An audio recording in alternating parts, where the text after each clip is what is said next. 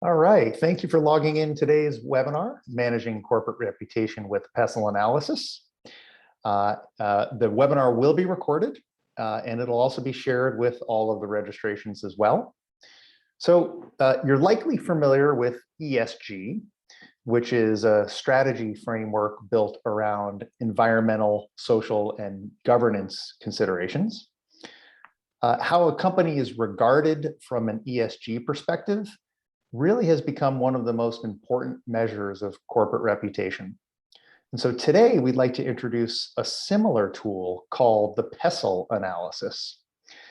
It helps a company to better understand political, economic, social, technological, and environmental factors that are affecting its image, its value, and even its growth. And in the age of digital and social media, managing corporate reputation is a very complex undertaking. And the PESTLE analysis that's powered by robust media monitoring and social listening technology can help. So let's get started. It's my pleasure to introduce our guest today. Please welcome Phil Lynch, who is the Product Director of Insights and Social at Kantar Reputation Intelligence, a division of the world's biggest marketing insights agency. Phil is a data specialist for reputation and communication success with a 25-year track record in communications and PR. And he's got sound very old, Sean. Well, you know, knowledge is cumulative. Phil's experience spans co-founding a very successful startup to managing global evaluation programs for Kantar.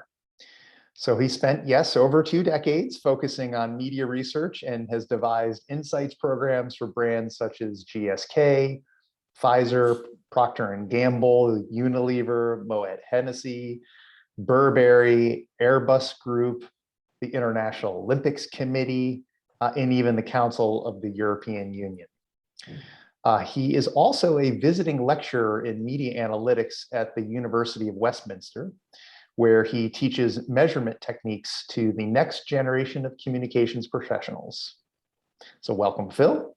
All right, thank you very much, Sean. Pleasure to be here. Good morning, good afternoon, everyone. Greetings from London. Depending on which time zone you're in. Yeah, indeed. So Phil, hearkening from London, and I'm Sean O'Neill, calling in from New York. I'm the president at Onclusive. And for those who don't yet know who Onclusive is, we empower communications teams with a unified media relations, monitoring, and PR analytics software, as well as services.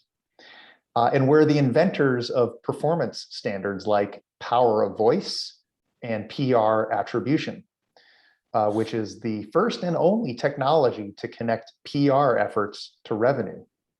And yes, that is a thing. I've personally been tasked with managing corporate reputation throughout my own 25+ years leading marketing and communications efforts. So I'm really excited about today's topic, which also lives at the intersection of marketing and PR. So during our time together, we're going to explore that link between monitoring external influencers and relationship management. And then we'll introduce the concept of the PESTLE analysis and why it is an essential tool for the modern communicator. We'll also share the steps and some of the best practices for managing corporate reputation with the PESTLE analysis. And then Phil and I will open up to a discussion about how to use sentiment monitoring, social listening, and trending topics to identify how these macro factors are affecting your brand. And you know, the ultimate goal, of course, being how do we use these to improve your corporate image?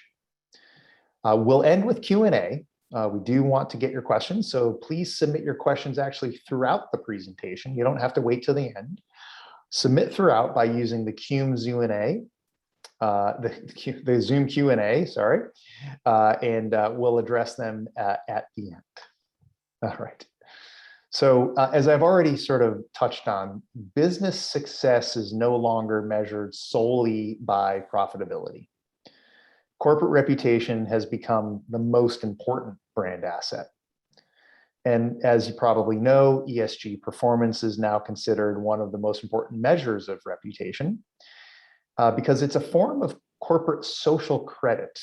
It's based on specific metrics related to a company's what we call intangible assets. And these intangible assets are ultimately used to measure sustainability and societal impact of a company or an organization. And today, customers, employees, partners, even investors want to deal with companies that embrace practices such as fair trade, consumer protection, employee diversity and inclusion, responsible governance, right?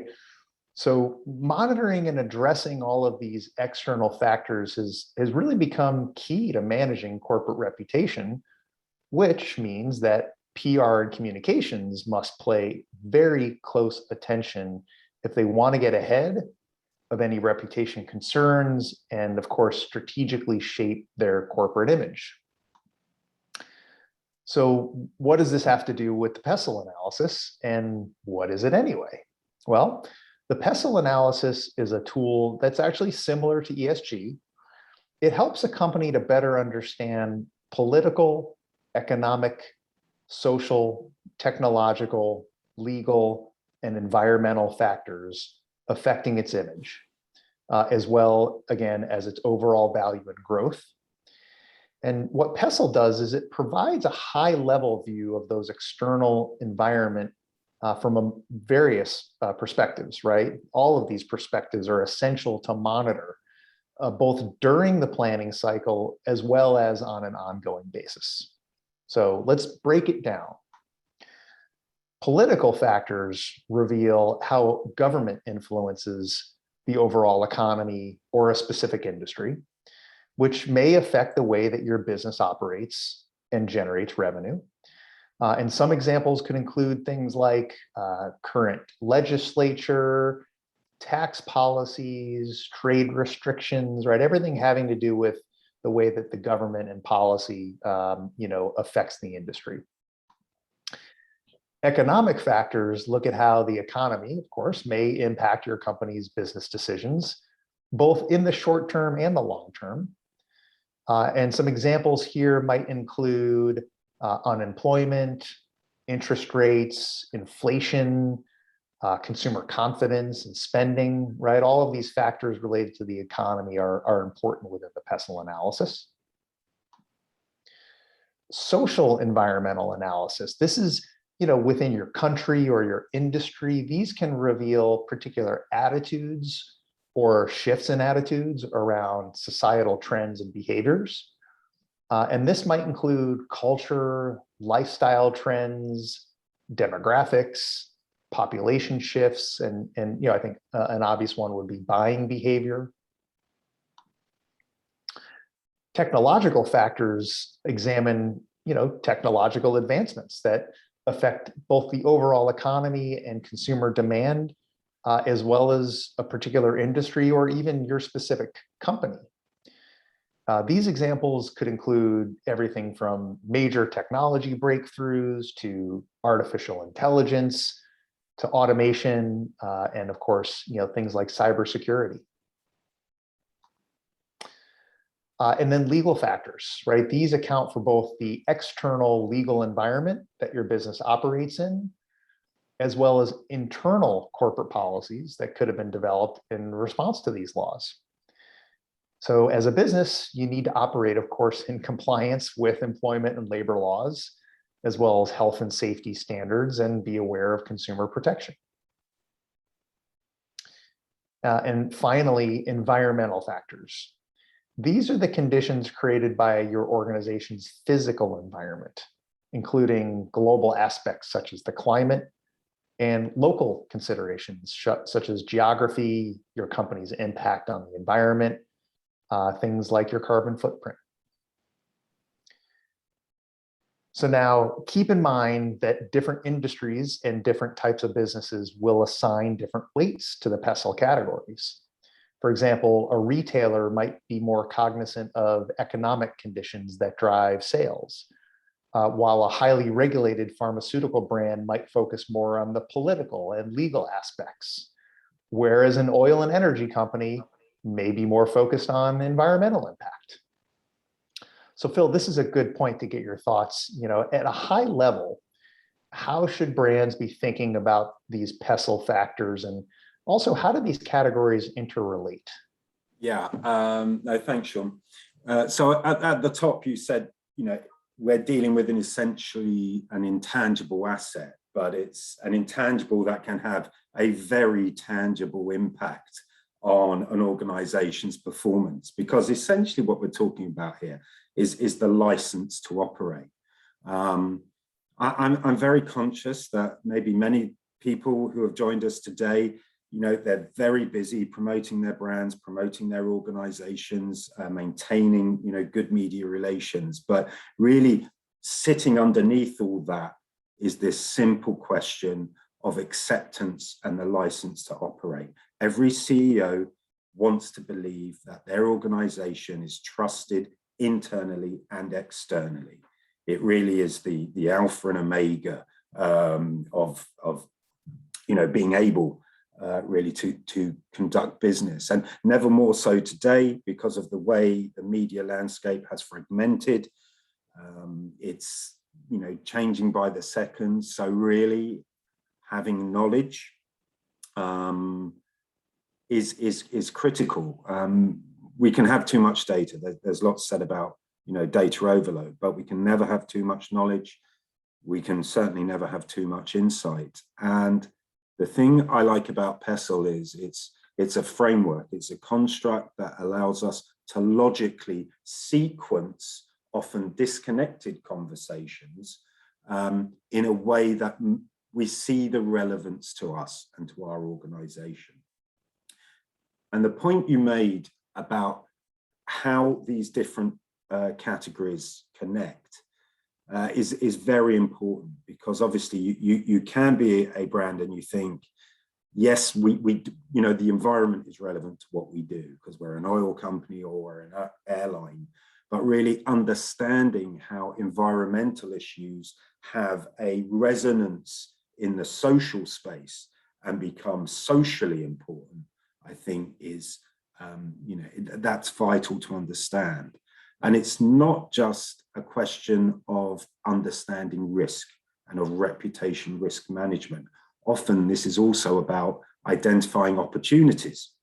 If we think about how the zingy post-millennial companies are engaging and presenting themselves now, many of them are technology companies at heart, but what they understand is to make themselves relevant or more relevant.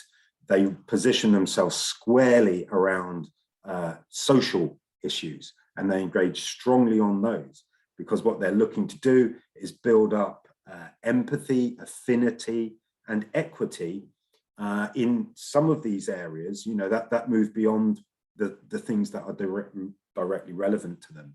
So PESTLE, and it's something that we'll discuss later, it's not just for reactive, it's not just for crisis comms or crisis avoidance. It's also really a gateway to understanding where perhaps there are opportunities for you to engage and establish high levels of awareness and goodwill with your audiences in areas that are important to them, that you then become relevant in those areas that are important. Phil, I think important point about looking at these different characteristics holistically. When we were in the green room earlier, you gave me actually, I thought, a great example of one of those post-millennial brands, a big social media company. Yeah. So if we think about Facebook, and it's a technology company that supports communities, which gives it an obvious, a social relevance. And after many years of growth, it's still a fantastic business. It's still the world's biggest social network. But obviously, we've seen over the past 2-3 years, there have been concerns around misinformation, about mental well-being of users in social media. And this really built up over time. And it became ultimately a political issue. So we've moved from technology through social into the political space. And ultimately, it concludes with Mark Zuckerberg summoned to Capitol Hill to appear before a Senate committee. So if you track back through that and understand, well, how did that happen over time? There are examples where things happen very quickly, but in reputational terms, most things happen over time. They evolve to a point where it becomes, highly noticeable. And really, proactive PESTLE analysis allows you to detect these things early, when it's early enough to engage, well, to understand and then to engage, and to maybe turn what is a potential risk into something else, into something that's not going to continue to grow and grow and pose a threat to you in reputational terms. Yeah, I thought that example was perfect illustration of how these are oftentimes part of an overall sort of phenomena affecting a brand. As you said, Facebook started out as a technological consideration. It's all, of course, became social. Certainly, it's political now. There's possibly legal ramifications in the term of both direct legal ramifications to Facebook as well as legislature that could come out of these types of hearings. Yeah. Certainly, there's going to be an economic impact to Facebook directly. Yeah. Maybe the only thing that particular, let's call it, crises didn't involve was an environmental factor, but it's almost in the case of Facebook, these were not part of a secular, a sort of a continuum, but more of like a set of dominoes, right? It was a linear progression. Linear, yes. Yeah. So great example, Phil, and thank you for those insights. So, clearly, based on what we're discussing, PESTLE is an even more important indicator of your company's public image than what you say about yourself, right? Brands are not built on what you say about yourself; they're based on how you're perceived. Yeah. And it's also, more important than what journalists are saying about you in the media. Because it's earned directly from your most important stakeholders, which are your customers, your employees, your investors in the community.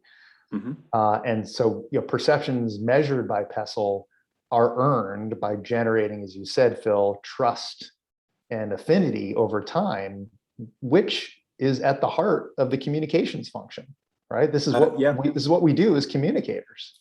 Indeed, and I like the fourth point here: prove the value of PR. I think one of the functions of a proactive comms team is to be the eyes and ears, the intelligence, the conscience of the organization. And the more you inquire, the more you learn, the better you can inform stakeholders and the C-suite within your organization. So in this way, the value of comms isn't simply in terms of the coverage that you achieve or the messages that you deliver. It's how you are able to elevate your organization's understanding of its role in the world, of how external audiences perceive it, of how internal audiences, suppliers, legislators, and stakeholder analysis. It is a big part of this. So you've got the PESTLE categories and understanding how that relates to perceptions of you within core constituencies of your audience, I think is a big thing too. But if the more you can bring evidence-based insights back into your organization, I really think that benefits the credibility of communications. Yeah, and to your point, should cascade across the entire organization. Yeah. Mm-hmm. Right. And with PR and communications being on the forefront, which is where it ought to be. Indeed. I think maybe in years gone by, PR teams were sometimes the last to know. We'd devise the strategy, we'd set the PR, we'd set the advertising budget, and then we'd devise the PR campaign. PESTLE analysis really inverts that. PR is the first to know, and it's then about explaining the environment, the landscape, the risks, the opportunities to your internal stakeholders. Yeah.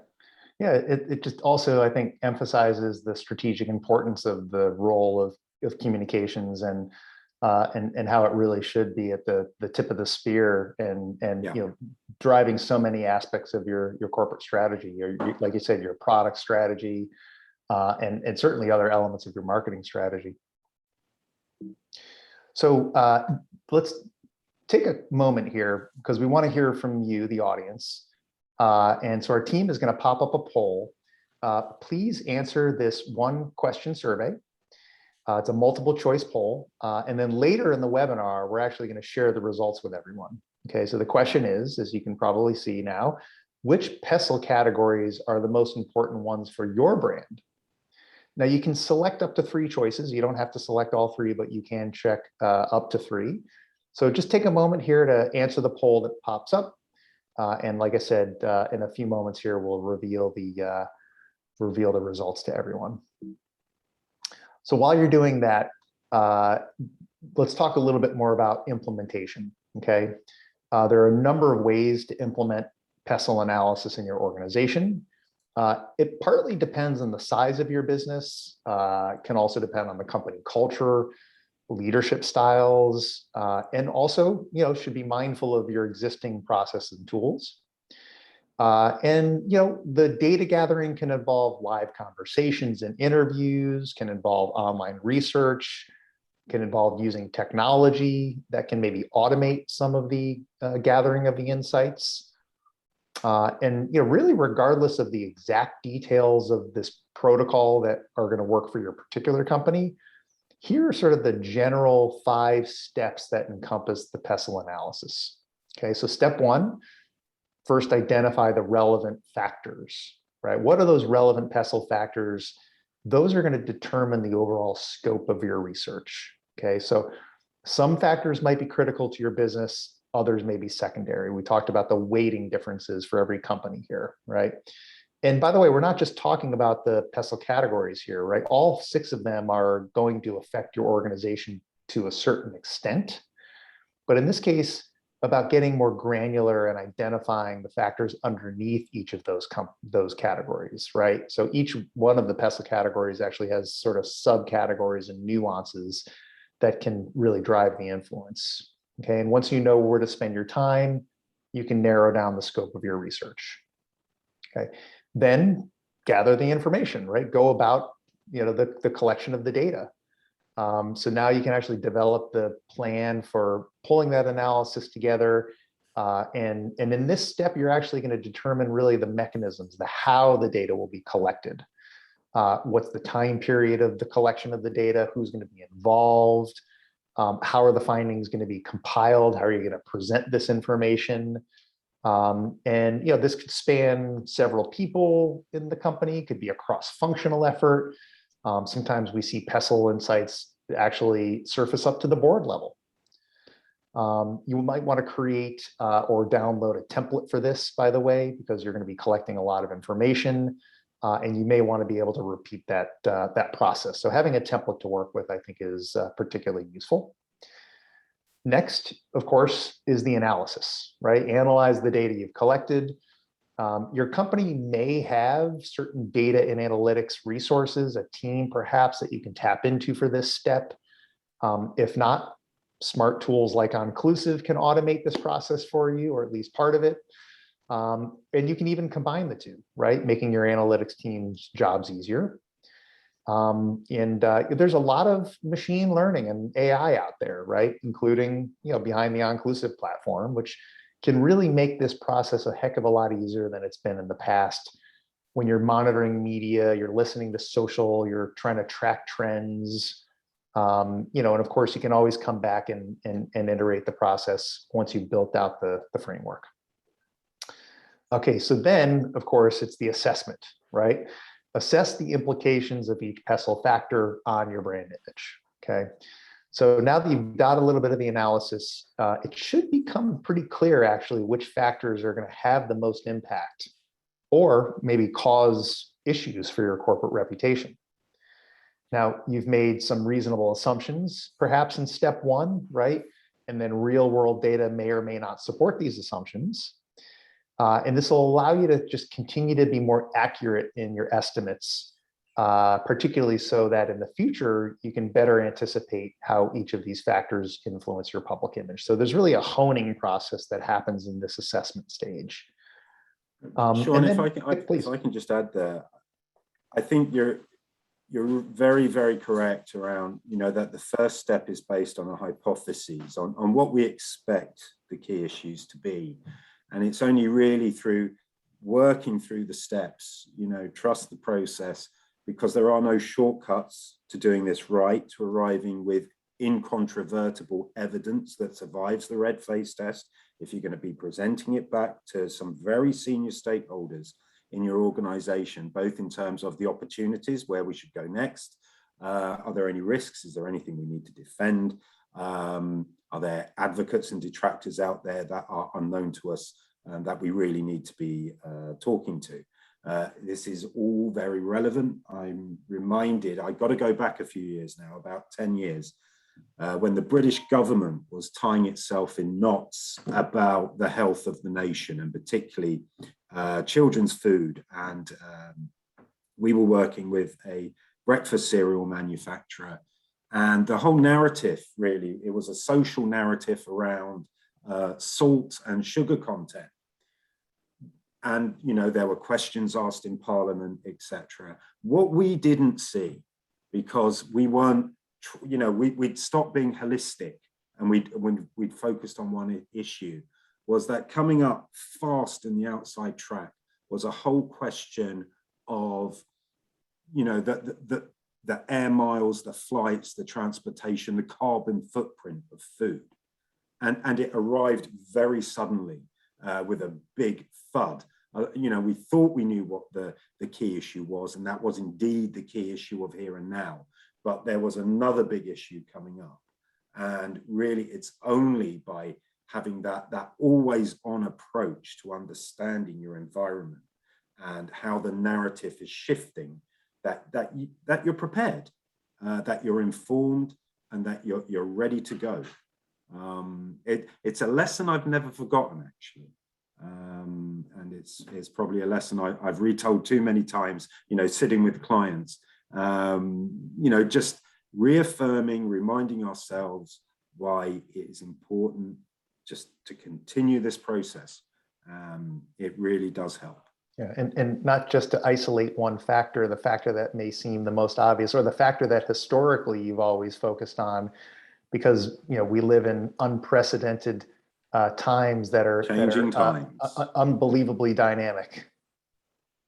Yeah, and I think one of the consequences of the way media has evolved, both in terms of its reach, the extent of it now, but also the speed, is that we've all had to become more transparent.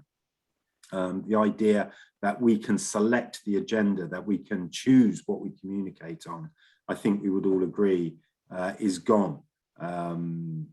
People will have their own opinions about which of the PESTLE factors are particularly relevant to our organization. So we need to understand that. We need to understand where there is new momentum in areas that perhaps we didn't really think were relevant to us, but other people, our audiences, are deciding that, yes, those issues are relevant to us, and that discussion is beginning to take shape, is beginning to take hold.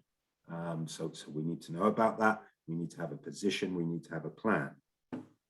Yep, and it needs to be incorporated into your communications. Yeah. Yep. And that really leads to the last point here. So, finally, once you've completed the analysis, you take this next step. You decide which actions to take with the goal of enhancing your corporate reputation.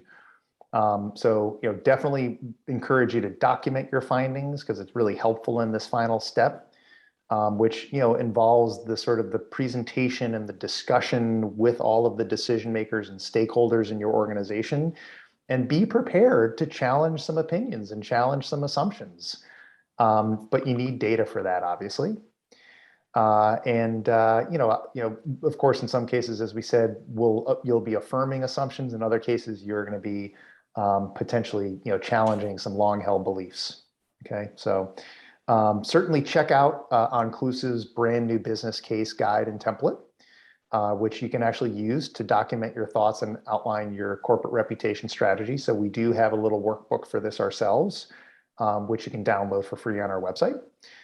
And then, take this into the discussions with your C-suite, right? Where you can collectively decide on those actions that need to be taken and how specifically you're going to incorporate these insights into your communication strategy.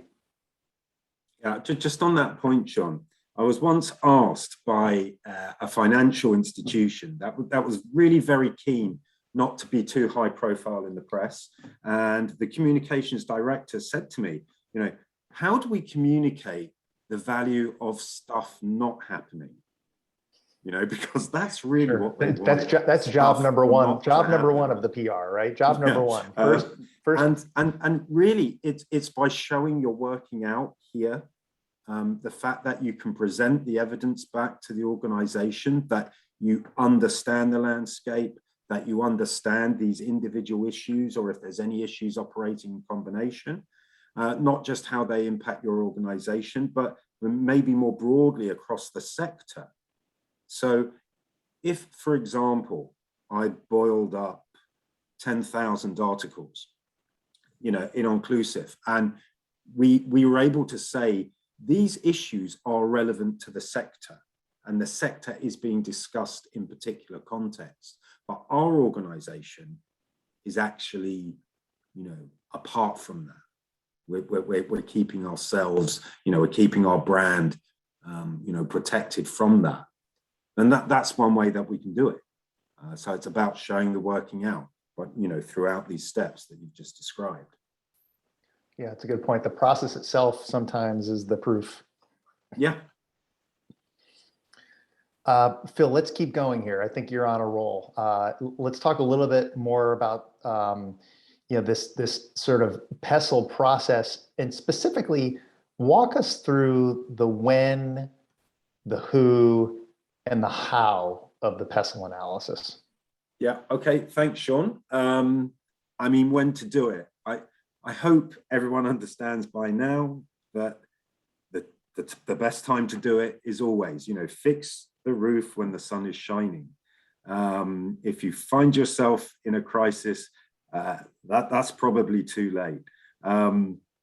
So, you know, an environmental analysis like PESTLE, it is an ongoing process where you iterate, you learn more. It can inform comms as you go along, but you know, ultimately you are developing a much deeper understanding of your media environment and the forces and the issues that are helping to shape that environment. It does provide risk mitigation because if you have an ongoing analysis, you will detect things early, hopefully early enough where you can still manage and avert any further, you know, evolution of a potentially damaging issue. But similarly, you can detect opportunities early.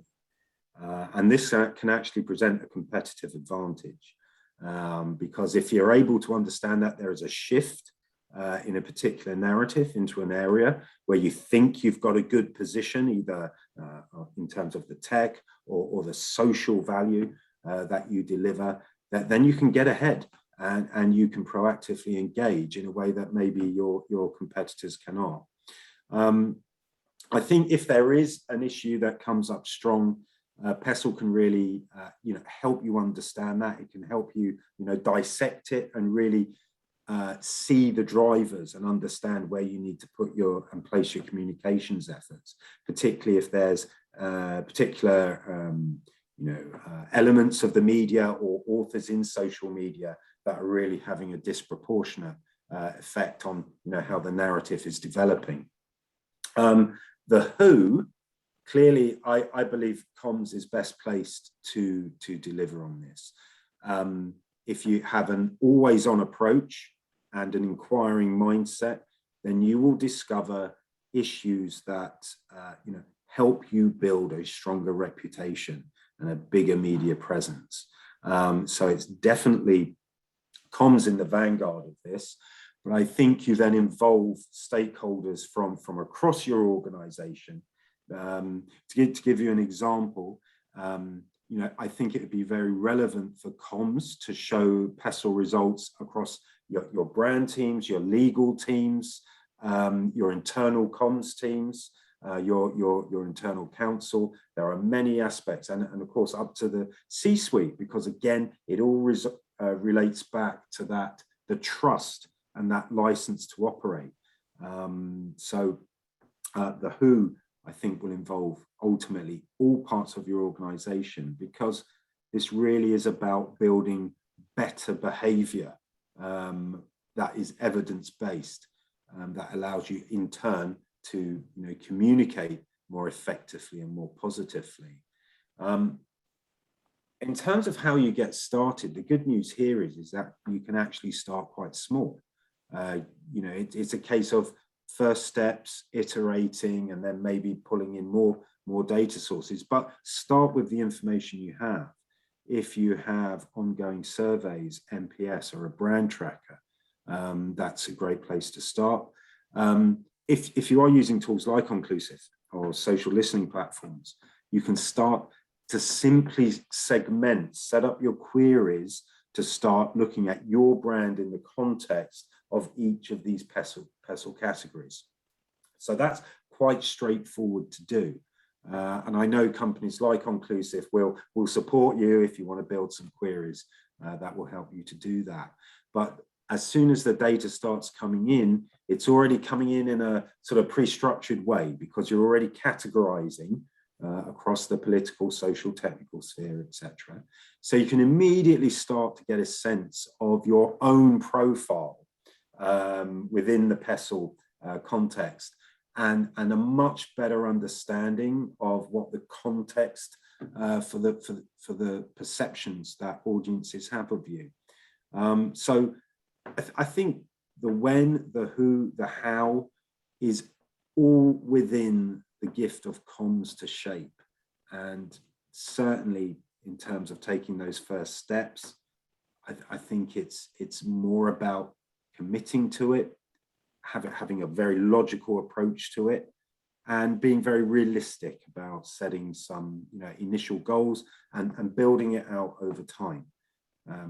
You don't need to have a big bang approach to this. It can build out over time, and once you start seeing the benefits of being more informed, having more evidence to support your communications decisions, yeah, sure, build it out some more. Look at more media panels, more social authors, and build up a virtuous circle of learning that really does contribute to better decision making over time. Good. So don't be intimidated by the process. It doesn't have to be overwhelming. It's more important to take the first step and just begin the routine. Good. Okay. Now let's pull up the results of the poll from earlier. And here's what we've got.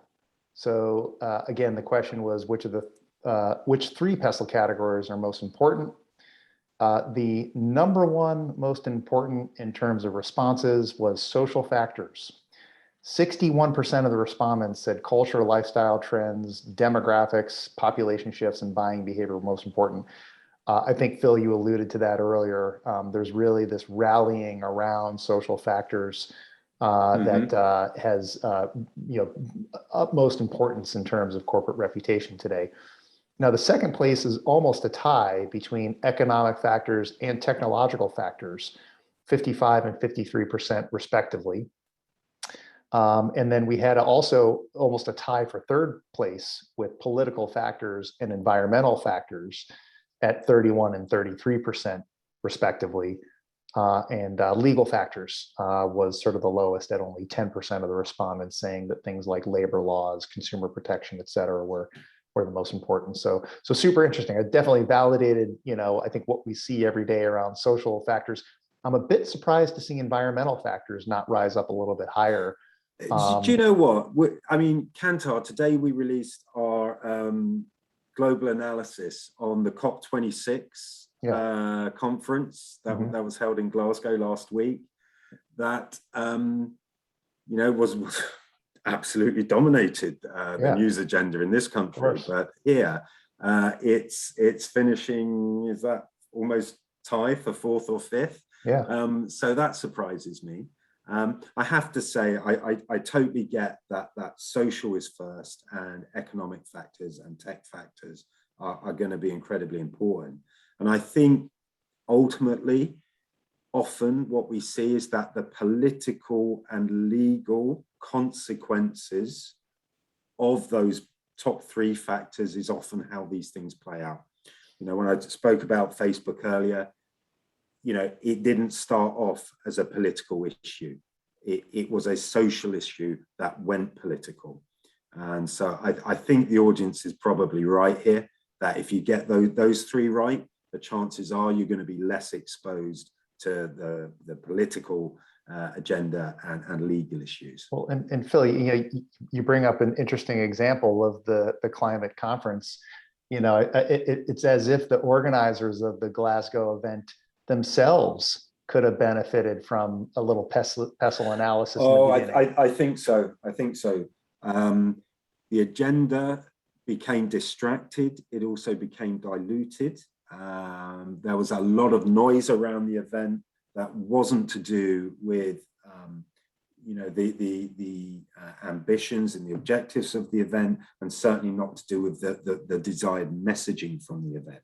And I think this, you know, just to pull it back to the context of our webinar today, it's an environmental analysis, right? It's a structured environmental analysis.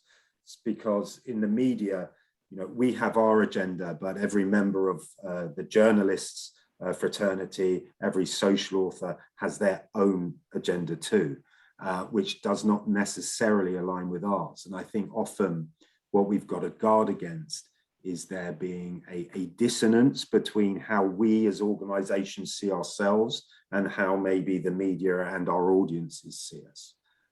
So if we can investigate that, if we can understand that, then we can mitigate that and really speak with a voice that, you know, is likely to be accepted, understood, and be more credible based on what we know are the perceptions of our audience.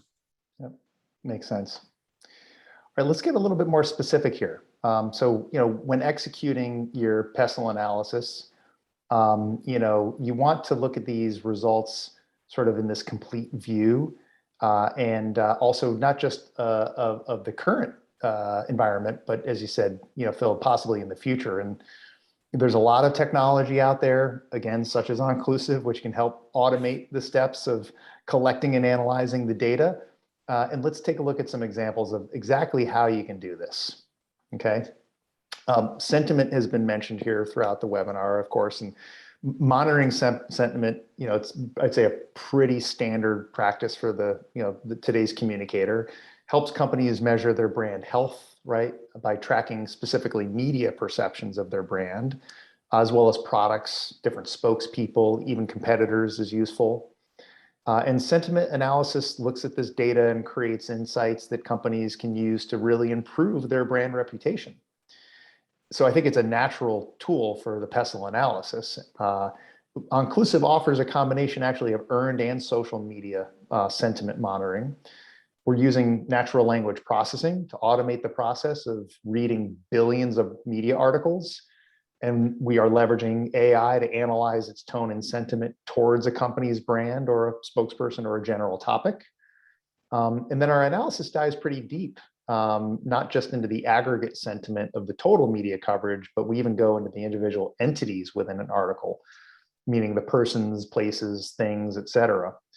And with social sentiment, same, you can really stay on top of how your audience is feeling about a topic. So earned media sentiment measures how the journalistic world is thinking about your brand.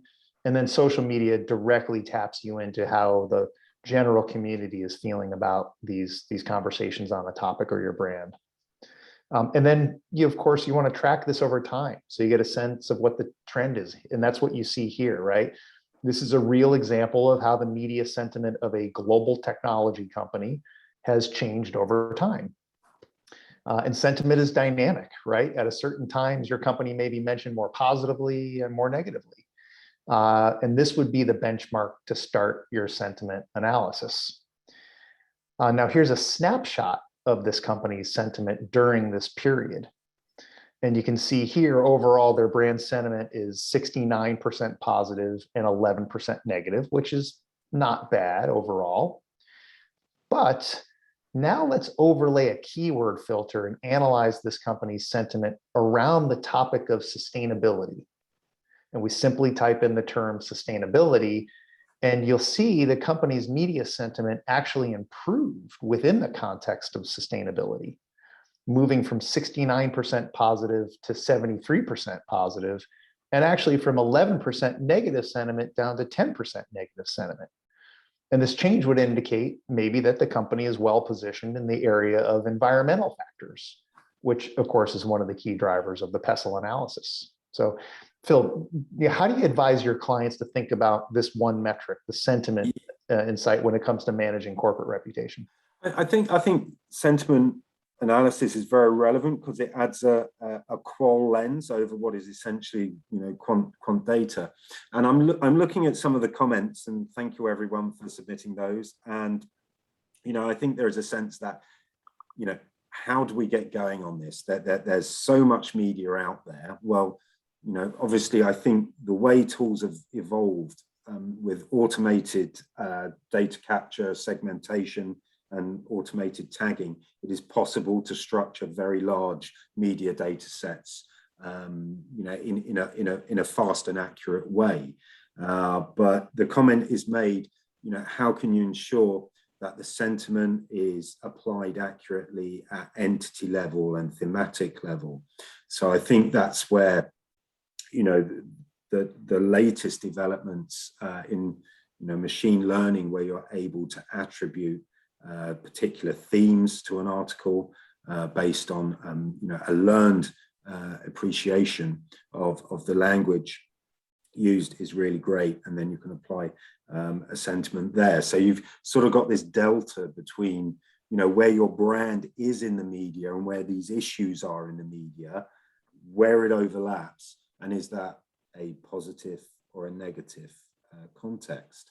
I think also sentiment analysis, people traditionally use it for risk identification. That we're very concerned where the green and the red is. We're less concerned where the gray, the neutral is. But you can also use it as an opportunity, because if we take this company, then they were quite high at around 69% anyway. So generally, in the media context, they're a well-respected brand. They may have been engaging on environment or sustainability issues, and that's propelled the positive response yet further. But if they were to look in other areas on other themes, they may find that the positive response is lower and it's more neutral. That actually is an opportunity, because the company has already demonstrated that it can engage positively on what are quite complex issues. So it could maybe broaden out its vocabulary and its engagement strategy, and drive a stronger, more positive position in some of these other areas, because over time that's really what we're looking to do, is to build equity across the board, because we never know when we're going to need to rely on that equity, because as I say, the agenda is not always ours to shape and control. Yep, great points.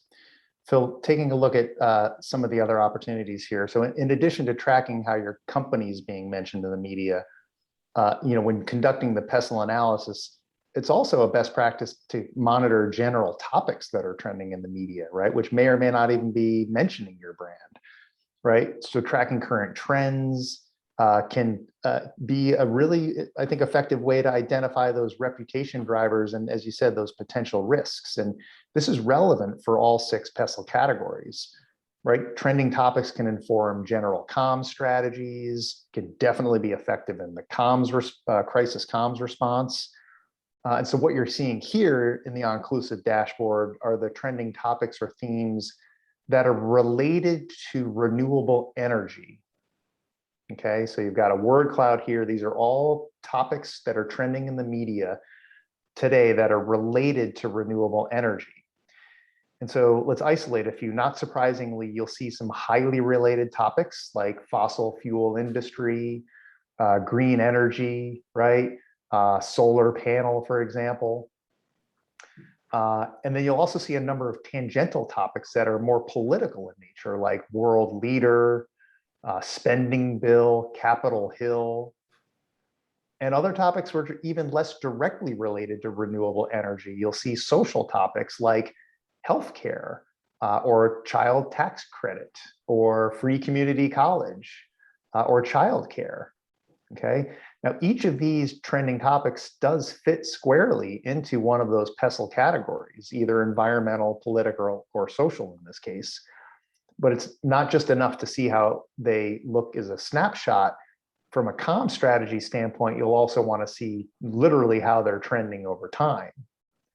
So here's that same set of keywords trended over time. And what this allows you to do is understand maybe which of these themes has already trended, right, where there's no longer an opportunity, which are currently trending, where maybe you're a little bit late to the game, but there's some opportunity, but also which are those perhaps that are on the cusp of trending, right? The wave has not yet sort of crested and therefore represent a great PR opportunity for your company. So we're coming down to the wire here in terms of time, Phil, and I want to make sure we leave a couple minutes for Q&A, but just final thoughts here, just in terms of how to incorporate just trending topics in the media. Yeah, I mean, just very quickly, I'm staring at a screen and I've got Kathleen's question here about, how do you create queries that, can capture tangential topics when we may not even know how to write the query?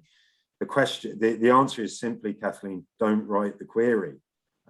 Use a technology that will cluster and surface issues that you can then dive in on. If you think, well, hey, I didn't expect to see that, so let's dive in, look at the data, look at the content, and understand what the driver of that is, and then you can make the decision about whether it's something you want to just keep tabs on or something you really need to get a position on and maybe take a proactive position and engagement with. Yep, no, great point. Okay. All right, so let's move into the sort of final portion here, Phil, which is Q&A. And we've got a number of great questions that have already come in here, both through the Q&A and the chat itself. And Phil, thank you for answering that question there that had just come in, since it was sort of perfectly timed. All right, so first question here: given the PESTLE factors that they're external and outside of your control, how do you balance between constantly adjusting your comms approach versus maintaining your core strategy? Okay, that's interesting. It's sort of like, how do you balance between the reactive maybe and staying the course? I think that's a really good question, because we don't want to spend our working, all our waking hours being reactive. And we need to be reactive when an issue demands a response from us. And really, the art of PESTLE, the science and the art of PESTLE, is really to preserve a proactive approach to this, to understand issues when you still have the time to think and work out what your position is and how you can best engage. And keep your comms objectives. And as you learn more about your environment, work out how you shape the message so that your objective is at the core of what you do, but you're introducing a flavor, a relevance around what this agenda is that's emerging. So I think it is a very good question. Keep your objectives, but work out how you're best going to deliver on those objectives, how you're going to construct messaging that is informed by an evidence-based understanding of the environment and the audiences where these messages are going to land. Yep, a really good point here, Phil. Okay, another, I thought, really insightful question here. It's from Roxanne. In my experience, public relations professionals can be resistant to true analysis and measurement programs. The idea that it may uncover a shortcoming with the PR team or something they may not know how to advise or respond to because it is new and generates fear to move forward. So this idea of resistance to data. Yeah. How do you recommend PR overcome this resistance and introduce the PESTLE analysis to the internal I PR get team that. and ultimately the C-suite? Yeah, I get that, and I have experienced that. But what is the cost of ignoring it? You know, what is the cost of ignoring a mild toothache? It's going to get worse. It's only going to get worse. So we do need to manage these things. And I think it is, you know, as we discussed earlier, it is the role of communications to be the eyes, the ears, the thinking, inquiring mind. As you know, our organizations navigate an increasingly complex, changing media landscape, we may find things that are unpalatable, but we may also find opportunities. That the two go hand in hand. I think if we have evidence, then in a way that enables us to remain objective. It's often, you know, what we're discovering is not a flaw in communications. We are just learning more about the perceptions and the agendas of thousands of media authors, millions of social authors. Yeah. Now they are exposed to a wide range of influences, of which we are only one. So if you find a perception or a narrative that is potentially harmful or critical of your organization, that does not necessarily mean that there has been, you know, a flaw in comms. These things happen, and it is the role of comms to understand, detect them, understand them, and then, you know, develop the response. Yep. Good insight here. Okay, we've got about 2 minutes left. We'll get through as many questions here in the time remaining. This question came in from Nicholas. PESTLE and other methods help mitigate, if not protect, a brand, but unintended mistakes happen, and it's the big mistakes that get out there. Good point, Nicholas. Yeah. And they're not necessarily about your brand, but a sector brand, which is a good point, which could affect the entire vertical or category. So Nicholas's question is, what action should be taken in this instance? When do you feel it doesn't directly affect your brand? Well, you know, it's the three billy goats gruff defense, isn't it? Don't look at me, look at the next target over there. As in the fairy tale, it doesn't really work. If you are in that sector, you are a citizen of that sector.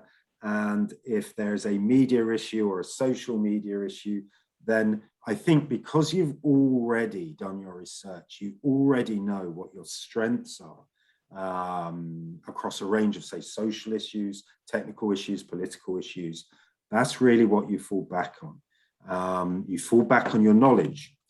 We're communicators, and if we need to turn it around, we don't say that issue isn't anything to do with us. We're able to use evidence and our knowledge to say, these are the issues that are about us, that we care about, and that really you know about. So yeah, I think you can be proactive, but you know, you've got the knowledge and the evidence to support that, and basically to define yourself in a way that hopefully negates some of the headwinds that are in your sector. Excellent. Phil, great insights. Thank you for the recommendations and best practices and the brilliant metaphors. Phil and I are happy to continue the dialogue. You can email us at info@onclusive.com, and those will come to myself and I'll route them to Phil. We'd be happy to create a little bit of a continued conversation. And then, you know, a lot of what we talked about today in terms of media monitoring, social listening, trending topics, automated insights, these are all available within the Onclusive Communications Analytics platform. We would be happy to show you live and direct. Just hit us up on our website here. And thank you very much for attending. Keep an eye out for the next webinar. And again, thanks to our esteemed guest here, Philip Lynch from Kantar. No, thank you, Sean. Kantar Thank Reputation you, everyone. Intelligence. It's been really good to talk with you all. Thanks, everyone. Cheers.